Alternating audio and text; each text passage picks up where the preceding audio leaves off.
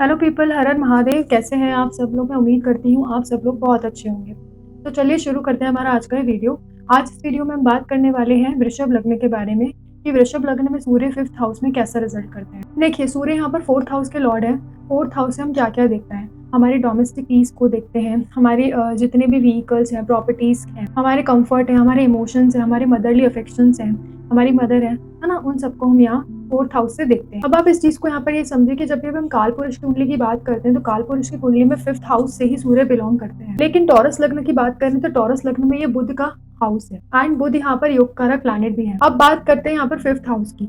5th house जो है वो हमारी क्रिएटिविटी का है ना? हमारी आर्ट एंड बिलोंगिंग्स का है, हमारे लव रिलेशनशिप्स का है, हमारी बुद्धि का है, हमारे संतान का घर है, हमारे स्पेकुलेशन मार्केट का घर है, अनसर्टेन गेन्स हम यहाँ से देखते हैं। तो sun is comfortable here in this house. ये कालपुरुष की कुंडली में भी सन यहीं पे ही रहते हैं, सन का हाउस यही है एंड यहाँ पर बुध जो है वो योग कारक प्लैनेट है। बुध की प्लेसमेंट पर भी डिपेंड करेगा कि सन यहाँ पर कैसा परफॉर्म करेगा। अब सूर्य देव जो है वो यहाँ पर बैठ करके इस हाउस को ब्लेस ही करेंगे, है ना? अब देखा जाएगा यहाँ पर कि सूर्य की पोजीशन जब 5th हाउस में हो जाती है तो ऐसा इंसान किसी सेल्फ रिलेटेड प्रोफेशन में हो सकता है, यानी अपनी हॉबी से रिलेटेड, यानी किसी ड्रामा, एक्शन या किसी हॉबी, जो भी इसकी हॉबी होगी, जो भी इसको पसंद होगी, उससे रिलेटेड किसी प्रोफेशन में हो सकता है। देखा जाए तो वो अपनी हॉबी से रिलेटेड किसी प्रोफेशन में है तो वहाँ पे उसको इंटरनल हैप्पीनेस भी मिलेगी और वो पीसफुल भी रहेगा और वो सक्सेसफुल भी होगा, ठीक है? अब यहाँ पे उसको प्रॉपर्टी और एसेट्स से भी वो बहुत अच्छा खासा पैसा कमा सकता है, क्योंकि 4th हाउस हमारी प्रॉपर्टी और एसेट्स का भी होता है। ऐसा नेटिव रियल एस्टेट का काम भी कर सकता है और वो कार का शोरूम भी ओपन कर सकता है अगर बुध जो है, जो इस हाउस का डिस्पोजिटर है, वो अगर अच्छा प्लेस्ड है। और अगर शुक्र की प्लेसमेंट अच्छी है या फिर सूर्य जिस नक्षत्र में है उस लॉर्ड की प्लेसमेंट अच्छी है तो यहाँ पर डेफिनेटली इन चीज़ों से नेटिव को काफ़ी गेन देखने को मिल सकता है। इंटीरियर का काम करे या फिर किसी बिल्डिंग या फिर इंटीरियर से रिलेटेड कोई काम करेगा, तो कमर्शियल बिल्डिंग से रिलेटेड काम करेगा तो उसको काफ़ी अच्छा देखने को रिजल्ट यहाँ पर मिलता है। या फिर ऐसा काम करे जो उसकी हॉबी हो। देखो, अगर हॉबी से रिलेटेड काम करता है, मतलब जैसे आर्टिस्टिक स्किल्स भी 5th हाउस से हम देखते हैं, या तो किसी स्टॉक मार्केट से रिलेटेड या फिर आर्ट एंड क्रिएटिविटी या फिर किसी स्पोर्ट रिलेटेड बिजनेस में अगर वो उसकी हॉबी को पैशन बना करके इसी प्रोफेशन में आए तो काफ़ी अच्छा रिजल्ट नेटिव को यहाँ देखने को मिलता है। इससे वो मेंटली भी पीसफुल रहता है एंड सक्सेसफुल भी होता है। बुध की प्लेसमेंट अगर यहाँ पे 6, 8, 12 में है या 11वें भाव में है तो वो डिस्टर्ब हो जाएगा यहाँ पर, क्योंकि 11वें भाव में बुध की नीच राशि है। अगर ये अपने ही 5th हाउस में बैठ जाता है तो बहुत अच्छी बात है। 1st हाउस में भी है, 2nd में भी, 3rd में भी, तो भी अच्छा ही रिजल्ट करेगा। आपको मोस्टली यही देखना है कि सूर्य बैठे यहाँ 5th हाउस में। इसका डिस्पोजिटर बुध की प्लेसमेंट मैंने बता दी कहाँ-कहाँ अच्छी है, कहाँ-कहाँ नहीं। प्लस शुक्र की प्लेसमेंट आपको देखनी है, प्लस सूर्य जिस नक्षत्र में है उसके लॉर्ड्स को आपको देखना है। अगर वो अच्छे हैं तो नो डाउट यहाँ पर इंसान काफ़ी अच्छा पैसा यहाँ पे लाइफ में अपनी कमाएगा और काफ़ी अच्छी लाइफ जिएगा। 4th हाउस से रिलेटेड उसको सारे सुख सुविधा अपनी लाइफ में देखने को मिलेंगे। पीसफुल लाइफ तो उसको काफ़ी हद तक रहेगी। यहाँ पर नेटिव जो होगा वो काफ़ी इंटेलिजेंट होगा, उसका इंटेलेक्ट लेवल बहुत अच्छा होगा, है ना? उसकी कम्युनिकेशन स्किल्स अच्छी होगी और डिबेट जैसे हम करते हैं, डिबेट के लिए जो स्किल्स चाहिए वो उसके अंदर होगी। ये भी कह सकते हैं कि उसके पास विज़डम काफ़ी अच्छी होगी, इंटेलेक्ट पावर अच्छा होगा, इंटेलिजेंट होगा, हर चीज़ की नॉलेज होगी, कहाँ पर क्या बोलना है, कैसे बिहेव करना है, वो सब उसको पता होगा। उसके अंदर सूर्य के कारक तत्व आएँगे जैसे करेज, ब्रेवरी, है ना?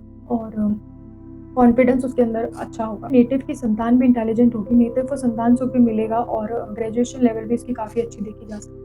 अब अगर यहाँ पर बुध की प्लेसमेंट अच्छी है तो वो जितनी भी टेक्निकल स्किल्स है, लाइक कंप्यूटर, सीए जा सकता है या किसी भी कंप्यूटर स्किल्स जो होती हैं वो उसमें जा सकता है। अगर यहाँ पे गुरु की पोजीशन अच्छी है तो सीए कर सकता है, एमबीए कर सकता है। अब यहाँ पे अगर मंगल की पोजीशन अच्छी है तो इंजीनियरिंग फील्ड में जा सकता है।